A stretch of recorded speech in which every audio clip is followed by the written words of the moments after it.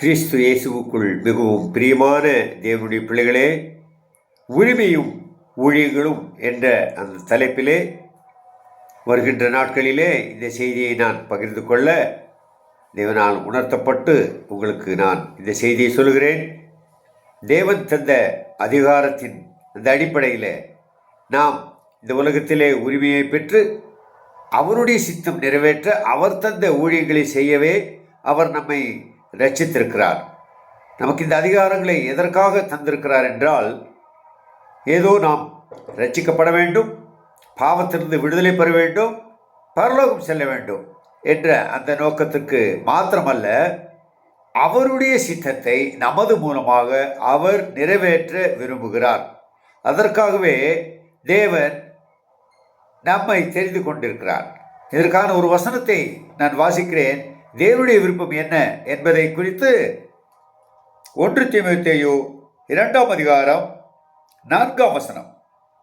எல்லா மனுஷரும் ரட்சிக்கப்படவும் சத்தியத்தை அறிகிற அறிவை அடையவும் அவர் சித்தமுள்ளவராக இருக்கிறார்.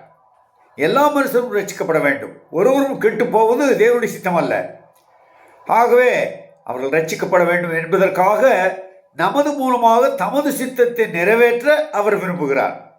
அதற்காகவே நமக்கு இந்த அதிகாரத்தை தந்திருக்க ஏற்கனவே நாம் படித்தோம். மத்தேயு எழுதின இந்த நற்செய்தி நூலில் 28ஆம் அதிகாரத்திலே நாம் இதை குறித்து வாசிக்கலாம். 28ஆம் அதிகாரம் 19, 20.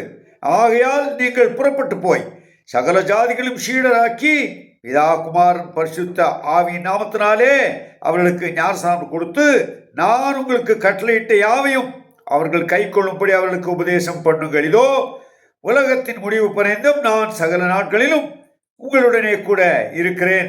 விசுவாசிகள் மாத்திரமல்ல, அவர்களை சீடர்களாக்க வேண்டும். அவரை அனுதினமும் பின்பற்றக்கூடிய தேவ பிள்ளைகளாக்க வேண்டும். தேவனுடைய அதிகாரத்தை நாம் வாங்கி கொடுக்க வேண்டும். தேவனுடைய பிள்ளை என்ற அதிகாரம், தேவனுடைய புத்திரன் என்ற அதிகாரம், தேவனுடைய சுதந்திரவாளி என்ற அதிகாரம், பரிசுத்தவான் என்ற அதிகாரம், நீதிமான் என்ற அதிகாரம், அவரோடு கூட உட்கார்ந்து ஆளுகை செய்யும் அதிகாரத்தை நாம் பெற்றது போல அவர்களும் பெற வேண்டும் என்ற நோக்கத்துக்காகவே நம்மை தெரிந்து கொண்டிருக்கிறார். ஆகவே இந்த உலகத்தில் நாம் எப்படி அவரை காட்ட வேண்டும்? மத்தேயு 5ஆம் அதிகாரம் 16ஆம் வசனத்தை நான் வாசிக்கிறேன். மத்தேயு 5:16.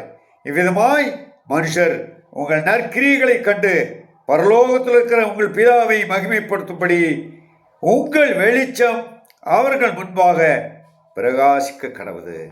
நம்முடைய வார்த்தையில் அல்ல, நம்முடைய பிரசங்கத்தில் அல்ல, நம்முடைய வாழ்க்கை கிறிஸ்தவ வாழ்க்கையாக இருந்து பிறருக்கு நாம் வெளிச்சத்தை காட்டி அவர்களை விசுவாசிகளாக மட்டுமல்ல சீடர்களாக்கி தமது பணியை நம் மூலமாக நிறைவேற்றவே நம்மை ரட்சித்திருக்கிறார். பிரியமான தேவனுடைய பிள்ளைகளே, இதை உணர்ந்து அனுதினம் செயல்பட்டால் அவருடைய அன்பை ருசித்து வாழலாம்.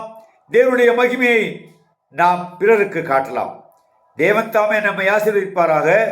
நாளை தினத்திலிருந்து ஒவ்வொன்றாக நாம் தொடர்ந்து தேவன் தந்த அதிகாரத்தை எப்படி பயன்படுத்த வேண்டும் என்பதை குறித்து கற்றுக்கொள்ளலாம். தேவனுக்கே மகிமை உண்டாவதாக. தேவன் தாமே இந்த செய்தியை கேட்டு உங்களை ஆசீர்வதிப்பாராக. ஆமேன், ஆமேன்.